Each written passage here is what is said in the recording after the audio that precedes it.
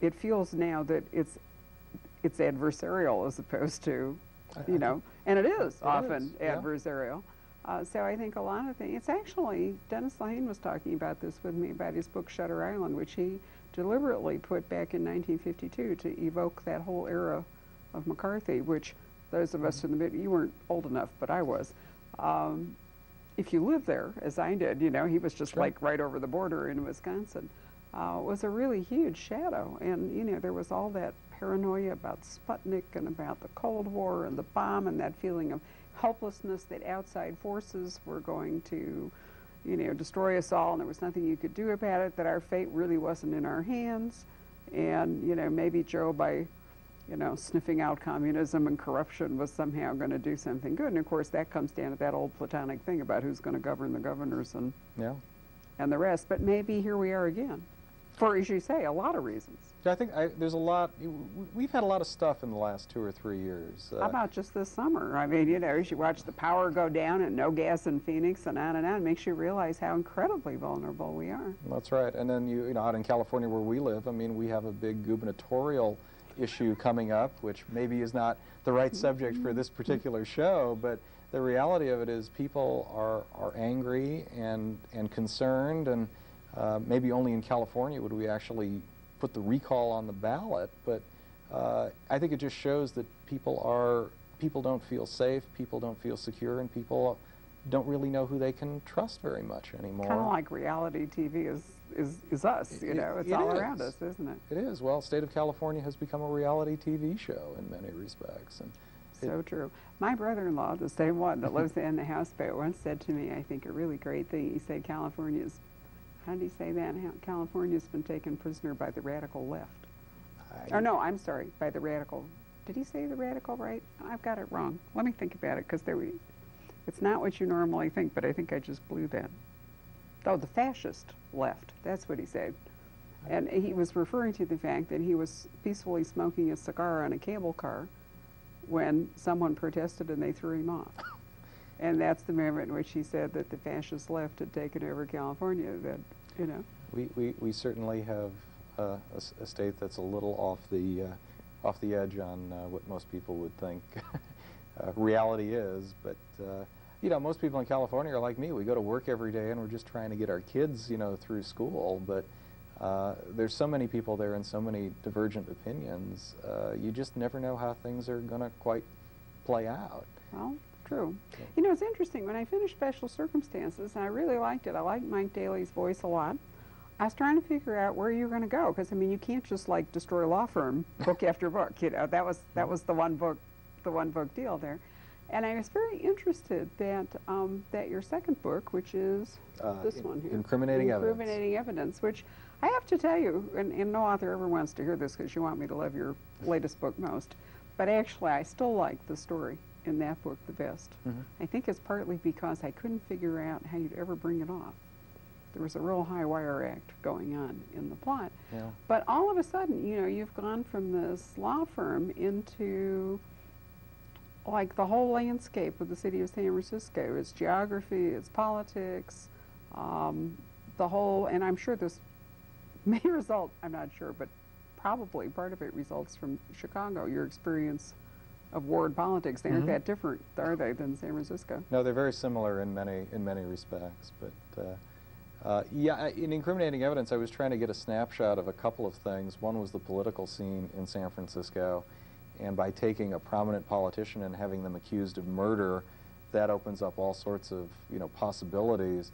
And I set most of the book down in the Mission District, which is a historic area of town that's changed a lot over the years. 100 years ago, it was largely Irish immigrant families, and there was a great political base there. The priests at St. Peter's Church, which is referred to frequently in the book, they were political organizers back then, and they published their own newspapers, and they had a lot of clout.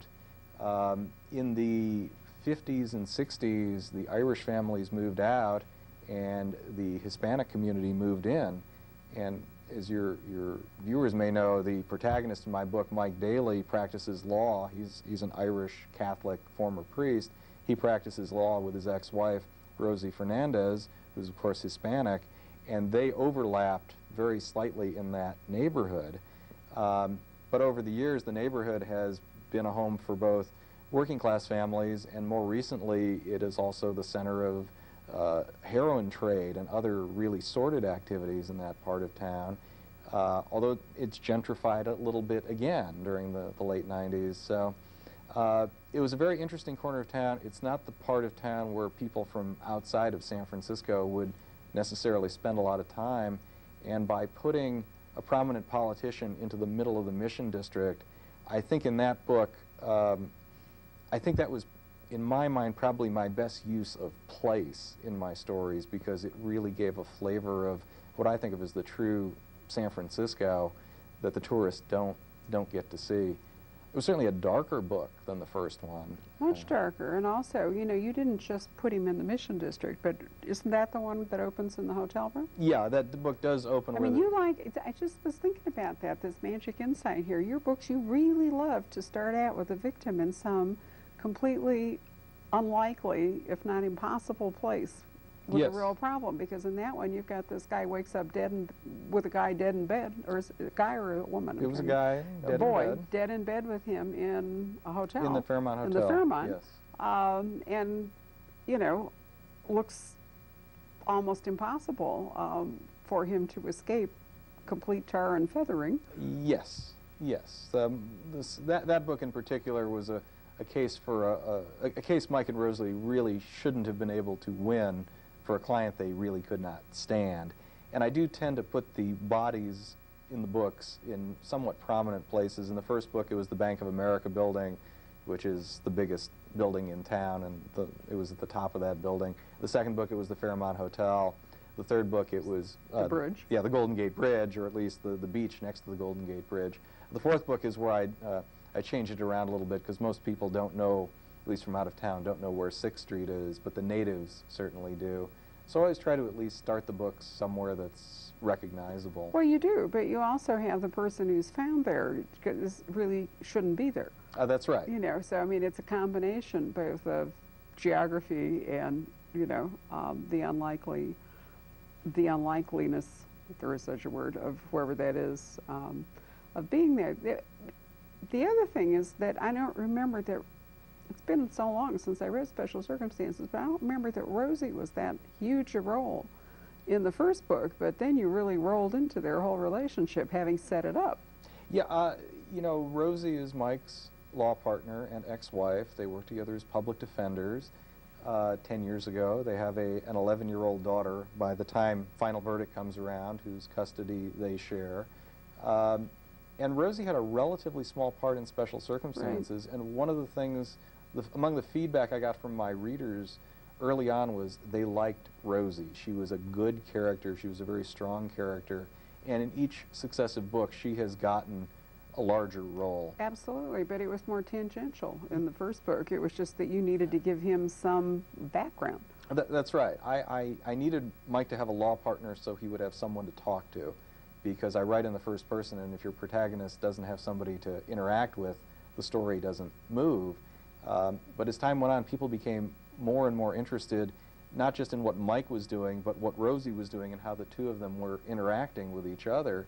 And my readers basically told me, get them on stage together as much as you possibly can, because they like Rosie every bit as much as they like Mike. In fact, one of the reviewers of the new book, the San Francisco Chronicle, said it was a Tracy Hepburn sort of thing going on, which I thought was a very flattering way to describe their interaction. But something happens when they're on stage together. I can't explain it other than the voices to most people seem to ring very true, and people get very engaged in what they're up to. I get mail from people who ask me, how's Grace doing? Is Rosie going to be okay? You know, are they ever going to get back together? And well, one of the interesting features, I think, in Final Verdict was you finally explained how they split. Yes. Or what split them up, because, I mean, you always alluded to it, but it was never terribly clear what it was that had driven them apart.